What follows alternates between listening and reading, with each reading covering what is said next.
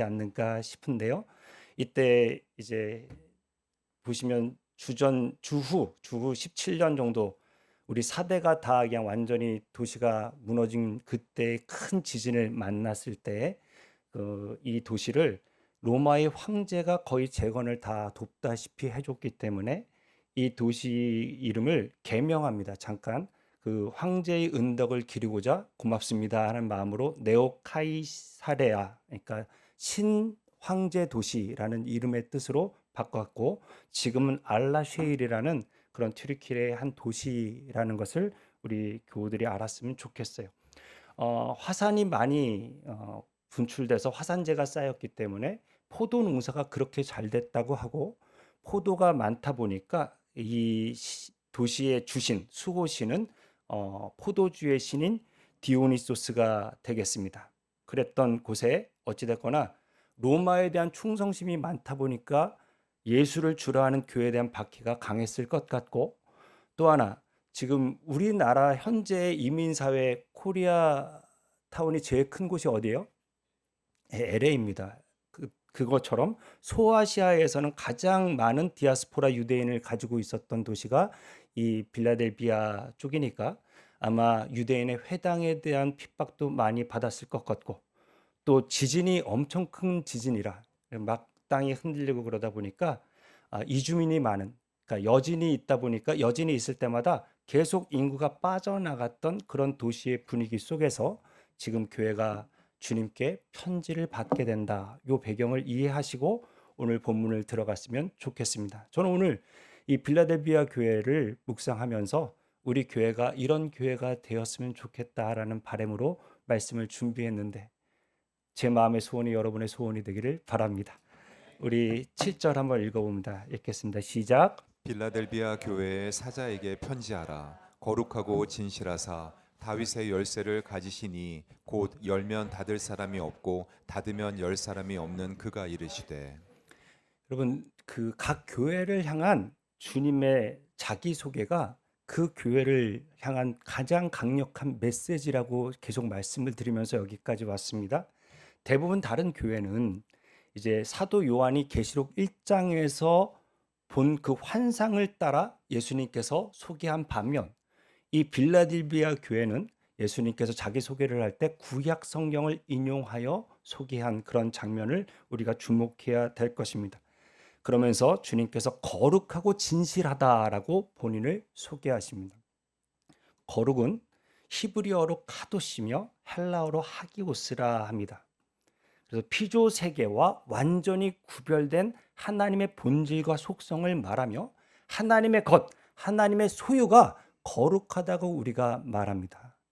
거룩하시다는 것은 이 예수께서 하나님과 본성이 동일하신 분이요 참 하나님이신 성삼위 하나님의 2위가 되시는 성자 예수님은 성부 하나님과 동일하시다라는 그 얘기를 우리에게 이야기해 주는 것입니다. 두 번째, 본인을 진실하다고 소개했어요. 에메트, 알레데이아라는 이 진실은 약속과 성품이 변함없이 성취된다. 여러분, 어떤 사람을 못 믿어요? 말을 했는데 지키는 게 없어. 말이 늘 진실하지 않아. 이런 사람은 여러분 아무리 그 사람이 자기 믿어달라고 해도 믿음이 가지 않죠. 우리 주님은 말씀하신 것을 성취하시는 분이시며 어제와 오늘도 영원토록 동일하신 변치 않으시는 분이시다라는 것을 진실로 표현했습니다. 그러니까 주님 앞에서는 숨겨지는 것이 없고 모든 것이 다 진실되게 밝히 드러난다. 메시아적으로서 하나님이시라는 신성과 그 다음 완전히 무흠하여 조금도 거짓과 죄가 없으신 그분이 모든 인간의 죄를 담당하시고 죽으셨다라는 인성, 신성과 인성을 딱 표현하는 그 장면이 거룩하고 진실하다라고 이렇게 나와 있는 것입니다. 저는 우리 교회 모든 성도들이 이 빌라델비아 교회의 교인처럼 예수님이 거룩하고 진실하다라는 자기소개가 넌 그렇지 않아 라는 판단과 정죄가 아니라 거룩하고 진실해지는 예수를 닮아가는 은혜가 우리 교회 가운데 있게 되기를 소망합니다. 여러분, 주님의 것인 줄로 믿습니다. 우리를 성도 하기오스라고 표현합니다. 거룩한 물이라는 뜻이에요. 여러분, 성도는 진실해야 될 줄로 믿습니다. 예수를 믿는다는데 저 사람 말만 하면 거짓돼, 저 사람 말하면 지키는 게 없어, 이런 평가를 받으신다면 정말 하나님의 영광에 가르는 일이다라는 것을 생각하고 늘 거룩과 진실에 힘쓸 수 있는 저와 여러분 되기를 바랍니다. 여러분, 그 다음에 다윗의 열쇠를 가지시니라, 이렇게 당신을 소개합니다. 여러분, 열쇠는 권위와 통제를 이야기하고, 다윗의 열쇠라 하면 하나님의 왕국, 메시아 왕국, 영생에 대한 문을 열고 닫는 권세를 의미할 것입니다. 주님께서 우리의 문을 여시면 닫을 자가 없고, 우리의 문을 닫으시면 열 자가 없을 줄로 믿습니다. 이 구절은 아까 제가 말씀드린 대로 구약을 인용했는데, 여러분, 이사야서 22장 22절, 우리 그 위에 절만 같이 읽어봅니다. 읽겠습니다. 시작. 내가 또 다윗의 집의 열쇠를 그의 어깨에 두리니 그가 열면 닫을 자가 없겠고 닫으면 열 자가 없으리라. 히스기야 왕 때 국내 대신이었던 셈나가 아마 일을 제대로 잘 못했던 것 같습니다. 그래서 엘리야김에게 이 권세, 국내 대신 엘리야김에게 다윗의 집 열쇠를 그의 어깨에 두었다 했는데요. 그가 한 일은 왕을 아련할 수 있는 사람과 왕을 절대로 아련하지 못하는 사람을 구분했고, 왕의 곳간의 열쇠를 가지고서 왕이 하고 싶은 일들을 잘 실행할 수 있도록 재정 집행을 관여했고, 또 때로는 어려운 때에 이 왕의 곳간을 열어서 섬기고 또 채우는 일을 감당하는 모든 권세가 이 엘리야김에게 있었는데, 우리 예수께서는 다윗의 집 열쇠를 가지시니다. 그리고 계시록 1장 18절에 사망과 음부의 열쇠를 가졌다라고 자신을 계시하십니다. 여러분, 우리 예수님만 길이요 진리요 생명 되시는 줄로 믿습니다. 주님을 통하지 않고서는 하나님을 만날 수가 없습니다. 주님이 하나님을 만날 수 있는 사람과 만날 수 없는 사람을 주님이 정하시는 것입니다. 뿐만 아니라 하늘 문뿐만 아니라 사람의 생사화복을 주관하시고 생명과 죽음을 주권적으로 역사하시며 결정하시는 이가 우리 예수신데, 그분이 이 빌라델비아 교회의 머리시다라고 소개하고 있습니다. 그럼 제가 98년부터 사역했고 이제 30년 가깝게 사역을 하게 되면서 한 가지 영적인 원리를 제가 깨닫습니다. 교회를 섬겼는데, 여러분, 희한하게 교회의 문이 열리면, 예배의 문이 열리고 기도의 문이 열리고 말씀의 문이 열리고 섬김의 문이 이렇게 열리면 참 희한하게 각 성도님들의 가정의 문이 열리는 것을 참 많이 봐요. 교회에 와서 예배의 문이 닫혀가고 기도의 문이 닫혀가고 말씀의 문이 닫혀가고 점점 교회의 영적인 문이 닫혀갈 때, 여러분 정말 아무 데서나 예배할 수 있다고 생각하실 수도 있겠는데, 여러분 교회가 평안한 것만큼 성도의 복이 되는 게 없습니다. 우리 주님께서 열면 닫을 자가 없다 하셨습니다. 닫으면 열 자가 없다 하셨습니다. 높이시면 낮출 자가 없고 낮추시면 높아질 사람이 없습니다.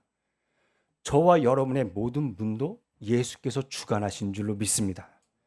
주님이 저희 교회의 문을 여시는 은혜가 있기를 바라고, 우리 성도님들이 늘 교회의 문이 열렸는지에 본인의 마음과 생각을 집중하실 수 있는 영적인 비밀이 있는 자가 되시기를 축복합니다. 교회의 문이 열릴 때마다 점점 내 인생의 문을 열어주시는 은혜를 간증하고 체험하는 역사가 있기를 축복합니다. 여러분, 제가 안식월을 다녀오기 전에 어느 날 동기 카톡창에 이제 더함교회 표현정 목사님이 사진과 더불어 사연을 올렸습니다. 본인이 영남 북부교회에 와 있는데 지금 이 교회가 큰 산불로 완전히 다 예배당이 다 타버려서, 그 소식을 듣고 본인이 이제 내려가서 이제 그 더함교회 헌금을 가지고 작지만 전달하고 왔노라. 가서 보니까 너무 어렵고 힘든데 우리 동기 목사님들 목회하시는 교회에서 혹시라도 좀 도와주실 수 있으면 부탁드린다라는 메시지를 받았어요. 표은정 목사님은 제 동기지만 정말 동기들을 잘 돌아보고 그렇게 은밀하게 섬기는 데 은사가 있으신 분입니다. 또 이제 동문까지 섬기는구나. 참 대단하다. 이런 마음을 갖는 중에 바로 밴쿠버 크로스 한인교회 담임하시는 우리 이용곤 목사님이 보이스톡으로 연락이 왔습니다. 이번에 고국에서 너무 큰 산불이 많이 났다고 들었는데 그래도 우리 교회가 이번 부활절 헌금을 좀 큰 재해를 입은 교회에 전달했으면 좋겠다. 그런데 매스컴 타고 그렇게 유명한 데가 아니라 은밀하게 도울 수 있는 곳이 있다면 정 목사가 좀 수고했으면 좋겠다라고 얘기를 하셨습니다. 제가 수고할 필요가 있어요, 없어요? 바로 지금 그거 보고 있었는데 지금 메시지가 왔잖아요. 그래서 제가 추천해 드릴 수 있습니다. 그러면 헌금이 모이면 저에게 보내주십시오 했고 그것이 3,000불로 결정이 돼서 3,000불을 보내주시게 됐습니다. 근데 저희가 전달만 할 수는 없잖아요. 저희 교회에 자존심이 있지, 영적 자존심이 있지. 그래서 저희가 리더십들과 상의해서 저희가 완전히 예배당이 다 전소돼서 없어졌으니까 이제 200만 원을 채워서 500을 만들어서 보내드려야겠다. 제가 가면서 제가 이제 바로 가야 되니까 저는 못 가지만 제가 송정식 집사님께, 재정팀장이신 송정식 집사님께 이거를 송금하지 마시고 직접 가서 전달해 주시고 오셨으면 좋겠습니다 라고 부탁을 드렸습니다. 이 귀한 일을 하는데 이렇게 송금으로 이거는 아닌 것 같아서 저는 그냥 그 마음으로 부탁을 드렸습니다. 근데 가서 뵙더니 이 영남 북부교회 이영기 목사님이 서로 어디서 많이 본 듯했던 모양입니다. 그리고 추적해 보니까 둘 다 영주가 고향이고 중학교 동창이라는 것을 확인했습니다.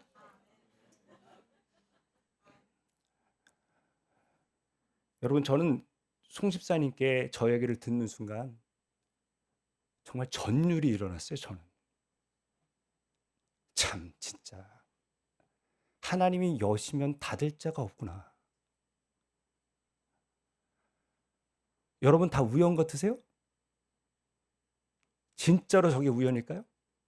제가 카톡을 보고 있는데 그냥 전화를 받고 그 전화를 받게 된 후에 우리 교회에서도 또 이미 지역을 섬겼는데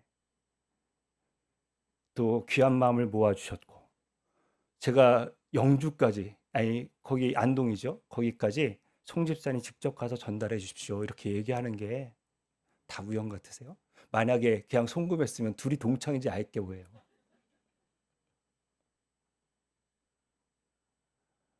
하나님은 살아계십니다. 저와 여러분의 인생의 문을 열고 닫으시는 분입니다. 교회의 문도 열린 문으로 두실 수 있는 분이며 때로는 닫으실 수 있는 분입니다.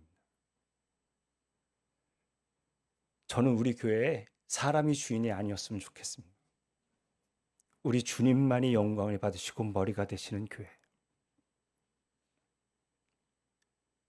열면 닫을 자가 없는 주님이 주권을 행사하시는 교회가 되기를.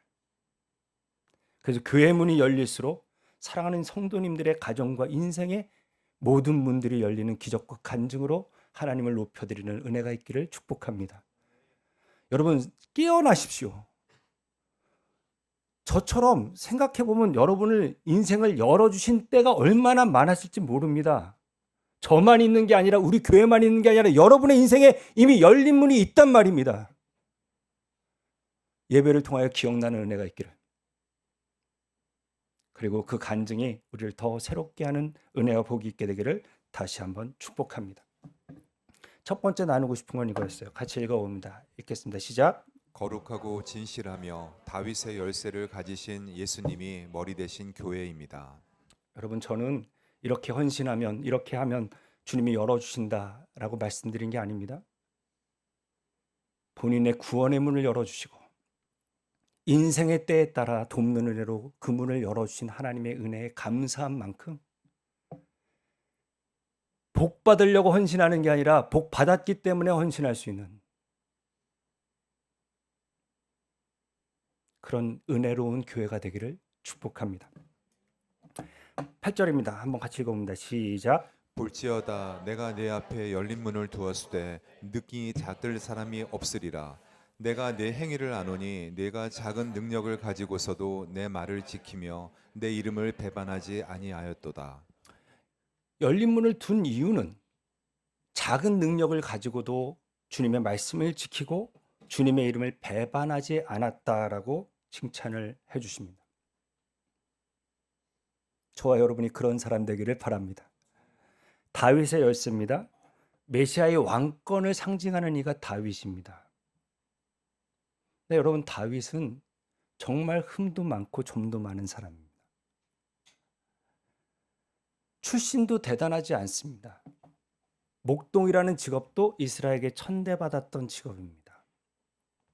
막내는 어느 집안 보면 막내들의 사랑도 많이 받더만 이 당연한 사랑도 제대로 받지 못했던 사람입니다. 근데 그 사람을 하나님이 이렇게 존귀히 여겨주십니다. 만약에 능력 있는 사람, 출신 좋은 사람, 가진 사람, 배운 사람, 그러면 굳이 하나님께서는 사울 왕 외에 다른 사람을 택할 이유가 없습니다. 분명히 여기 그 다윗과 같은 작은 능력을 가지고서도 내 말을 지켰다고 이 교회를 칭찬해 주고 계십니다. 그럼 다윗은 어떤 사람이었을까? 시간 관계상 읽지 않겠습니다. 사무엘상 17장에 보면 엘라 골짜기에 이스라엘과 블레셋의 나라의 운명을 걸고 전면전을 펼칩니다. 여러분, 국군을 걸고 싸운 싸움이기 때문에 양쪽의 국가대표들이 다 나온 것입니다. 제가 군 생활할 때 이렇게 천안 1화의 2군 축구 선수가 저희 군대에 들어왔는데, 여러분, 정말 선출은 일반인과 다릅니다. 우리는 그 선수 때문에 그냥 부대에서 늘 축구대회 우승했습니다. 거짓말 아니라 세상에 발로 차면 공이 이렇게 큰 소리를 낼 수 있는지, 무슨 UFO도 아니고 빵! 이 공이 이렇게 날아다녀요. 그때 제 생각이, 야, 천안이라 2군이 이 정도면 국가대표는 정말 날아다니겠다. 근데 여러분, 맨날 우리 국가대표 경기 보면서 욕하잖아요. 어떻게 저렇게 차냐 막 이러는데, 여러분, 여러분에게 그런 소리 들을 사람들이 아니에요. 여러분, UFC 선수와 탑 클래스 선수와 일반인, 그리고 동네에서 주먹 좀 쓴다는 사람과 붙으면 어떻게 될까요? 유튜브에 보니까 선수가 이렇게 얘기하더라고요. 10초만 버텨도 자기가 해줄 수 있는 거 다 해줄 수 있다. 이 정도로 얘기하더라고요. 여러분, 그냥 동네에서 잘하는 것과 이 UFC 탑 클래스랑은 다른 얘기입니다. 지금 양측의 국가대표가 나왔고 골리앗이라는 정말 최고의 장수가 저쪽에서 40일 동안 주야로 나와서 하나님의 군대와 여호와 이름을 모욕하고 망령되이 짓궂습니다. 근데 아무도 다 듣고 놀라갖고 크게 두려워하면서 아무도 나서지 않은 그때, 우리 다윗이 이제 그에게 나아가죠. 어디 할례 받지 못한 인간이 하나님의 군대와 여호와 이름을 모욕하냐. 그러고서 자신이 양을 지킬 때 사자나 곰이 와서 양떼를 물어가면 자기가 이것을 쳐 죽였다. 그래서 살아계신 하나님의 군대를 모욕한 이 할례 받지 않는 블레셋 사람을 내가 충분히 이길 수 있다라고 하면서 그가 이제 물맷돌을 들고 이제 만군의 여호와의 이름으로 골리앗 앞에 달려갑니다. 여러분, 다윗은 아버지의 면양을 지키기 위해서 물매를 연습한 것 같습니다. 처음에 연습할 때 큰 바위에 대고 던져봤겠죠? 안 맞다가 어느 날 맞아요. 나무를 한번 던져봤는데 안 맞다가 어느 날 맞아요. 그럼 가지를 한번 맞춰볼까? 던졌는데 어느 날 또 맞아요. 그러면 가지 끝에 나뭇잎 하나, 근데 안 맞다가 어느 날 맞아요. 그럼 움직이는 걸 한번 맞춰볼까? 토끼가 뛰어오는데 물매 던졌는데 안 맞다가 어느 날 맞아요. 어느 날 사자와 곰이 아버지의 양을 움키려고 왔을 때 그때 돌려서 던졌더니만 이게 맞아요. 그 자신감으로 설마 지가 사자보다 곰보다 강하겠어? 그러고서 골리앗 앞에 달려갑니다. 여러분, 다윗은 단 한 번도 내가 언젠가 이 일로 나라를 구할 거야 그러면서 물매를 돌린 적이 없어요. 아버지의 면양을 충성되게 지키기 위하여 그는 할 수 있는 최선을 다했고, 하나님은 그 작은 능력을 문제 삼지 않고 그 작은 능력으로 나라를 구하시는 일을 감당하셨단 말입니다. 여러분, 우리 작은 교회는 분명해요. 근데 주님께 칭찬받는지는 제가 잘 모르겠어요.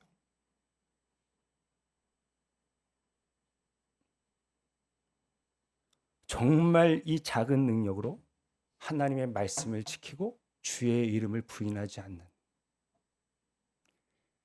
그 속에서 열린 문을 경험하는 저와 여러분이 되기를 바랍니다. 여러분, 사도 바울이 이렇게 고백했습니다. 이것이 내게서 떠나가기를 위하여 내가 3번 주께 간구했다. 육체의 가시인데 간질이라고도 생각하고 안질이라고도 생각합니다. 여러분, 복음을 전하는데 눈이 안 보이면 어떡합니까? 복음을 전하는데 여러분, 당시에는 정말 쓰러져서, 갑자기 멀쩡하다 쓰러져서 거품을 물고 있는 것을 귀신 들린 병이라 했습니다. 그러면 복음을 전하는 사람이 귀신 들린 게 은혜가 될까요, 안 될까요? 오직 하면 목숨을 걸고 3번을 이것을 제해달라고 기도했을까요? 그런데 주님은 이렇게 대답을 하십니다. 내 은혜가 내게 족하도다. 이는 내 능력이 약한 데서 온전하여 짐이라. 10절은 여러분이 있습니다. 시작. 그러므로 내가 그리스도를 위하여 약한 것들과 능욕과 궁핍과 박해와 곤고를 기뻐하노니 이는 내가 약한 그때의 강함이라. 여러분, 고쳐주셔서 건강해서 많은 곳 전도하는 것보다 우리 주님은 네 은혜가 네게 족하답니다. 약한 데서 온전해진다네요. 그리고 내가 약한 그때의 강함이라 이렇게 이야기합니다. 모르겠습니다. 바울이 만약에 나아서 더 건강해져서 더 많은 곳을 섬길 수도 있었을지. 근데 여러분, 만약에 아픈 사람 보면 기도해, 뭐하고 그래? 기도하면 다 나아. 이렇게 하지 않았을까라는 생각도 가져보게 되고, 진짜 하나님께 온전히 영광을 돌릴 수 있었을까? 3층천을 보고 신약 성경의 3분의 1 이상을 기록한 그가 정말 이 육체의 가시 없이 겸손을 유지하며 하나님께 영광을 온전히 돌릴 수 있었을까?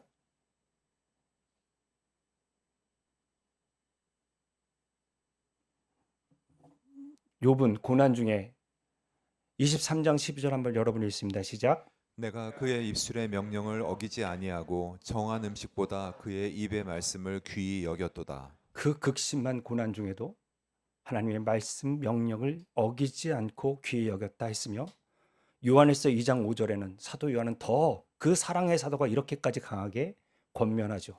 중요한 구절이니까 읽습니다. 시작. 누구든지 그의 말씀을 지키는 자는 하나님의 사랑이 참으로 그 속에서 온전하게 되었나니 이로써 우리가 그의 안에 있는 줄을 아노라. 말씀을 지키는 자가 하나님 사랑 안에 있다라고 이야기하십니다.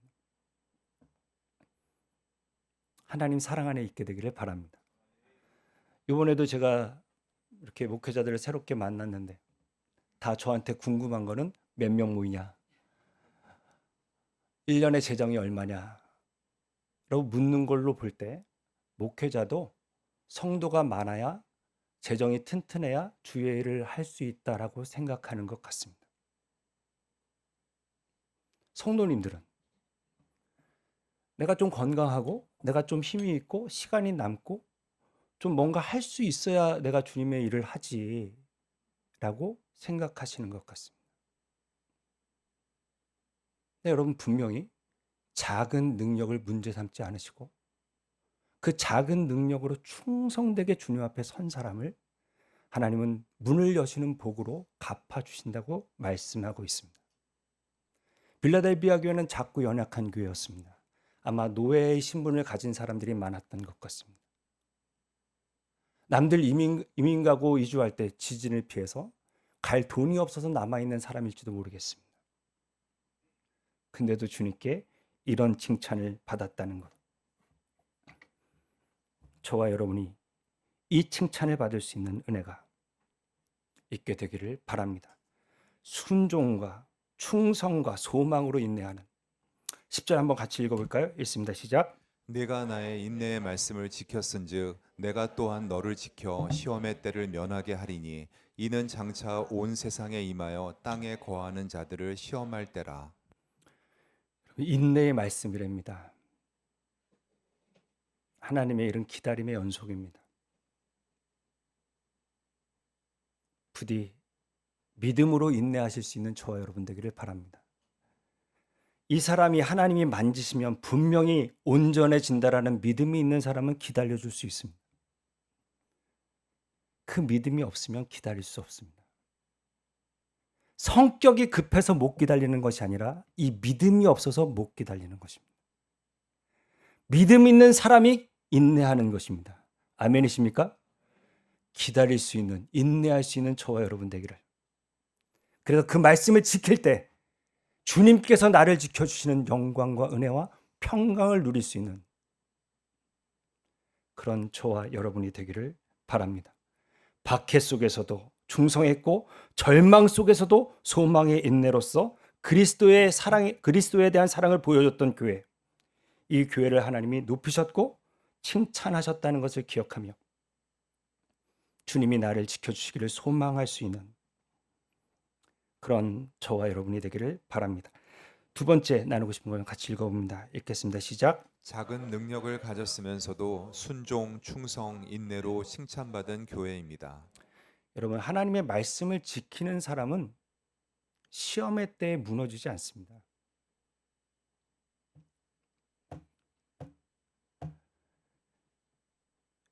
믿으십니까? 말씀을 묵상해야 되는 이유입니다. 주님을 만나고 주님을 바라보는 사람, 그 사람은 고난에 무너지지 않아요. 주님이 지켜주십니다. 본인도 확신 가운데 있습니다. 그러나 이 하나님의 말씀을 지키지 않는 사람, 충성되지 못하는 사람은 고난이 오면 무너집니다. 주님이 출애굽할 때 10재앙 중에 8의 재앙부터는 이스라엘을 면하게 해주셨던 것처럼 우리가 앞으로 당하게 되는 이런저런 시험의 때에 마음이 무너지지 아니하고 사람들과 전혀 다른 생각을 해내는 것은 말씀을 지키고 묵상한 사람들에게 주어지는 은총이라 생각합니다. 그 은혜가 우리 가운데 있기를 바랍니다. 그 다음 여러분, 대부분 열린 문을 이제 성경에서는 전도의 문으로 표현할 때가 많아요. 고린도후서의 2장 12절에 보면 내가 그리스도의 복음을 위하여 들어와야 이름에 주 안에서 문이 내게 열렸을 때 이 문이 열린 것이 전도의 문이다라고 사도 바울이 고백하고 골로새 4장 3절 여러분이 읽습니다. 시작. 또한 우리를 위하여 기도하되 하나님이 전도한 문을 우리에게 열어주사 그리스도의 비밀을 말하게 하시기를 구하라. 내가 이 일 때문에 매임을 당하였노라. 아까 말씀드린 대로 이 유라시아와 그러니까 유럽과 아시아를 완전히 연결해주는 허브 도시로서 그러니까 예수 그리스도의 복음을 양쪽으로 전할 수 있는 유리한 자리에 있는 그 빌라델비아 교회에게 주님이 열린 문을 두셨다라는 것은 나를 통하여 믿지 않는 영혼이 하나님을 모르는 영혼이 주님께 돌아올 수 있는 영적인 권세를 주셨다라는 의미도 포함되어 있다. 9절 한번 읽어볼까요? 읽습니다. 시작. 보라, 사탄의 회당 곧 자칭 유대인이라 하나 그렇지 아니하고 거짓말하는 자들 중에서 몇을 네게 주어 그들로 와서 네 발 앞에 절하게 하고 내가 너를 사랑하는 줄을 알게 하리라. 예, 이 유대인의 회당이 교회를 가장 많이 핍박한 것 같아요. 그러니까 혈통으로 보나 민족으로 보나 하나님을 섬긴다 하는 유대인들, 자칭 유대인들이 있는데 이 자칭 유대인들이 사탄의 회당이며 또 교회를 핍박하고 박해했다라고 이야기합니다. 그러니까 여러분 자칭 유대인들 교회 나온다고 예배드린다고 다 하나님의 사람이 아니에요. 이스라엘은 여러분 그 제단에서 송아지를 섬겼어요. 예배를 통하여 더 하나님을 노엽게 했죠. 여러분 하나님에 대한 마음이 없는 사람은 늘 하나님께 인색합니다. 그리고 열정 있는 사람들이 부담스럽고 싫습니다. 회유하든 박해하든 그래서 자기처럼 만들어 놓고야 맙니다. 여러분 제가 아버지를 1년에 한 번 뵙는데 내가 이 바쁜 중에 이 큰 비행기 값을 내고 아버지를 보러 왔습니다. 그러면 저희 아버지가 고마우실까요?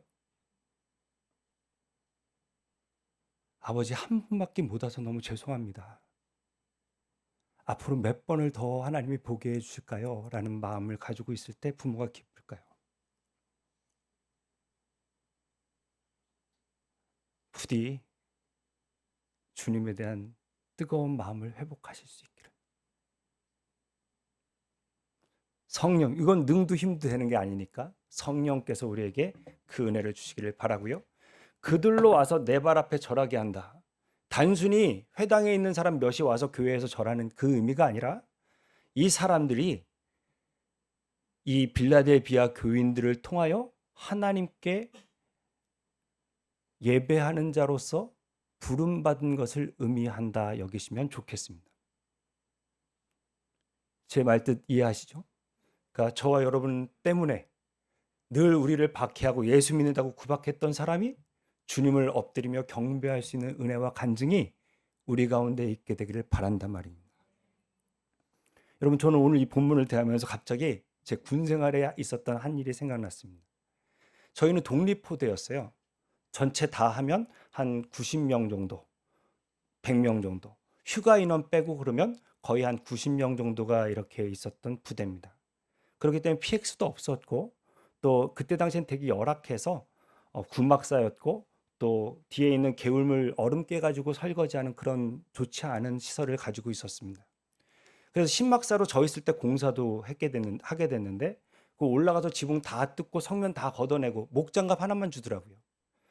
그랬더니만 나중에 그게 다 발암 물질이라 그래가지고 얼마나 참 그랬는지 모르겠습니다. 그렇게 열악한 곳에 있었기 때문에 그 안에 전화할 수 있는 데도 없었고 교회도 없었습니다. 교회를 가게 되면, 종교 행사로 교회를 가게 되면 전화를 할 수 있는 그런 기회가 있기 때문에 거의 부대원의 절반이 넘게 40명, 50명 정도가 종교 행사에 가겠다고 손을 들었습니다. 제가 총신대라는 걸 알고 이제 그걸 제가 인솔하게 됐는데, 고참들이 저를 부르더니만, 포상으로 부르더니 이제 자기가 믿음 있어 가는 사람들은 뭐라 안 하겠대요. 근데 다른 이유 때문에 가는 사람들은 다 남겨놓고 가라. 지금 다 가고 나서 축구도 못 한다고 막 이렇게 불평하시면서 이제 그렇게 했습니다.